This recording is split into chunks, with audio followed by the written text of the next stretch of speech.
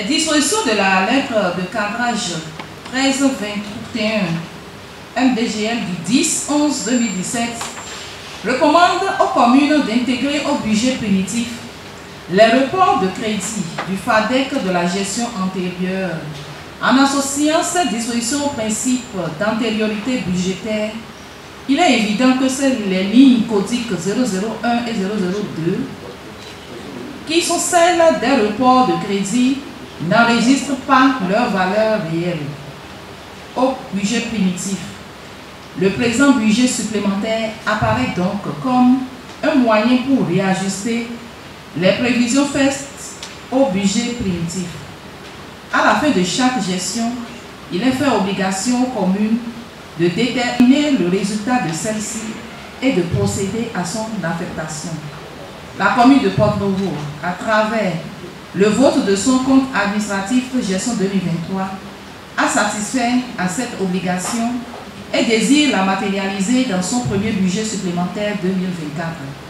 Cette pratique permettra d'éponger le besoin de financement, c'est-à-dire les dépenses d'investissement exécutées sur les ressources propres au cours de l'exercice 2024, et le reliquat suivra l'orientation du conseil communal telle que présentée ci-après.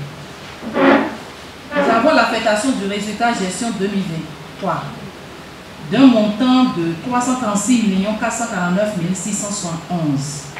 La commune, au cours de la gestion 2024, au 20 juillet, a reçu pour le compte de l'État les ressources ci-après. Nous avons le FADEC non affecté investissement d'un montant de 44 989 955 francs CFA. Le FADEC fonctionnement appui à la réforme d'un montant de 231 123 894 francs CFA. Le FADEC santé communautaire d'un montant de 232 693 144 francs CFA. Les différentes recettes constatées conduisent à des réajustements des prévisions du budget primitif afin non seulement de prendre en compte les restes à mandater, mais aussi de prendre en compte les nouveaux projets des deux sessions. Le budget supplémentaire est un budget qui vient faire des réajustements. Et lorsque nous parlons de réajustement, c'est que nous sommes d'abord dotés d'un budget primitif. Et le budget primitif nous saurait prendre en compte toutes les données. Ne serait-ce qu'à prendre en compte l'antériorité. Le principe d'antériorité qui signifie que le budget est élaboré avant la fin de l'exécution du budget. Donc ça veut dire qu'on n'a pas un réel point sur l'exécution.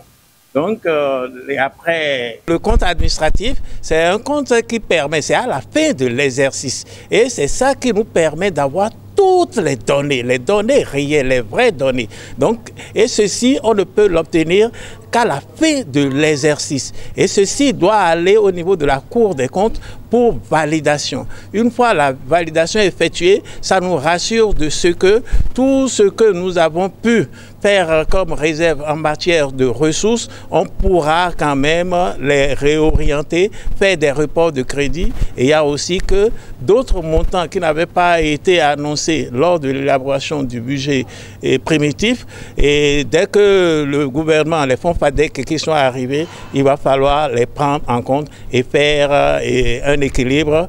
Comme nous le savons, le principe budgétaire même, c'est équilibré en recettes et en dépenses. Et vraiment, nous sommes satisfaits de l'ambiance dans laquelle les choses se sont passées. Vous avez vu que ça n'a pas été une expédition. Sur ce budget, il y a eu des débats et qui nous ont amené jusqu'à 2 heures de temps d'horloge par rapport à ça. Donc c'est dire qu'il y a du sérieux qui se fait dans la mise en place d'un budget. Parce que nous sommes là pour doter l'exécutif d'un budget. L'exécutif maintenant sera chargé de la mise en œuvre du document que nous avons mis à leur disposition.